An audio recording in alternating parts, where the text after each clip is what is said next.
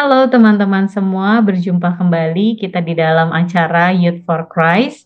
Semoga kita hari ini yang mendengarkan renungan dalam keadaan baik, sehat, dan sukacita. Pada hari ini, bersama saya, Frida Trijayanti dari GKI Kebonjati, akan membacakan renungan yang dituliskan oleh Pendeta Samuel Akihari.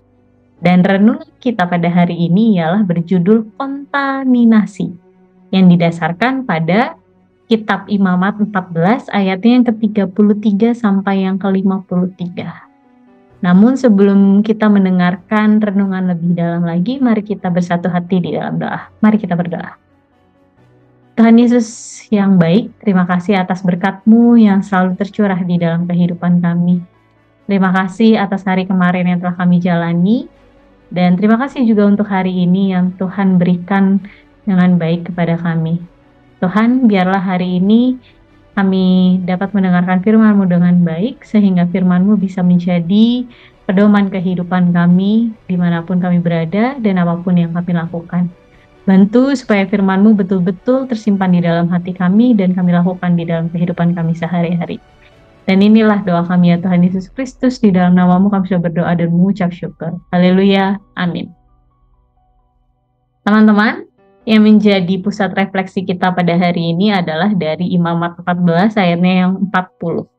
Berkata demikian, imam harus memerintahkan supaya batu-batu yang terkena tanda itu dicungkil dan dibuang keluar kota, ke tempat yang najis.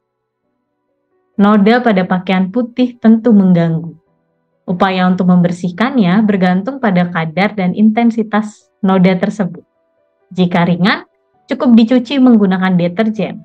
Namun, jika noda membandel, tentu diperlukan perlakuan yang khusus. Misalnya, dengan menggunakan pemutih yang mengandung sodium perkarbonat, apabila noda tidak dapat dihilangkan, kemungkinan pakaian putih itu tidak akan dipakai lagi, atau bahkan dibuang. Upaya serupa terjadi dalam proses pentahiran kusta dalam tradisi umat Israel. Imamat 14 ayat yang ke-33 sampai 53 menguraikan tentang prosedur yang harus dilakukan ketika seseorang atau rumah terkena penyakit kusta ketika umat Israel telah memasuki tanah Kanaan. Penyakit kusta dalam konteks Perjanjian Lama dianggap sebagai sesuatu yang najis. Proses pentahirannya diuji oleh imam bait Allah.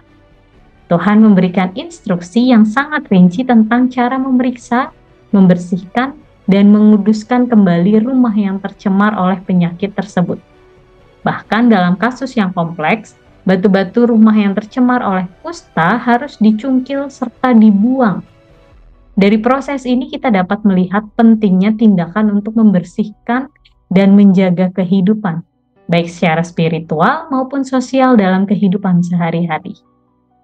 Teman-teman youth, prinsip-prinsip yang terkandung dalam kitab Imamat ini tetap relevan bagi kehidupan kita saat ini. Terlebih lagi di dalam kehidupan rohani kita. Seperti rumah yang tercemar karena penyakit, bangunan relasi kita dengan Tuhan juga dapat terkontaminasi oleh pengaruh buruk, kebiasaan yang tidak sehat, dan berbagai hal negatif yang berasal dari pengaruh teman atau media sosial. Untuk membersihkan ada prosedur pemulihan yang melibatkan pengakuan dosa dan pertobatan. Kita diberi kesempatan untuk membersihkan hidup dan kembali kepada Tuhan. Oleh karena itu, janganlah sia-siakan anugerah dan kesempatan yang diberikan oleh Tuhan. Mari kita berdoa. Tuhan, terima kasih untuk renungan yang Tuhan berikan kepada kami. Kami telah mendengarnya ya Tuhan. Banyak hal yang terjadi di dalam kehidupan kami. Faktor-faktor di luar kehidupan kami, banyak hal buruk yang terjadi ya Tuhan. Tetapi bantu kami supaya kami bisa menjaga hidup kudus kami di hadapan-Mu. Biarlah apapun yang terjadi di sekitar kami bisa tetap menjadi terang dan garam di dalam kehidupan kami. Bantu kami ya Tuhan, supaya kami bisa hidup sesuai dengan kehendak Tuhan saja.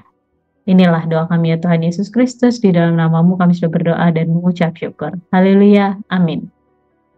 Demikian renungan kita pada hari ini. Teman-teman jangan lupa untuk subscribe, like, dan bagikan kepada teman-teman yang lainnya. Tuhan Yesus memberkati kita. Sampai berjumpa lagi.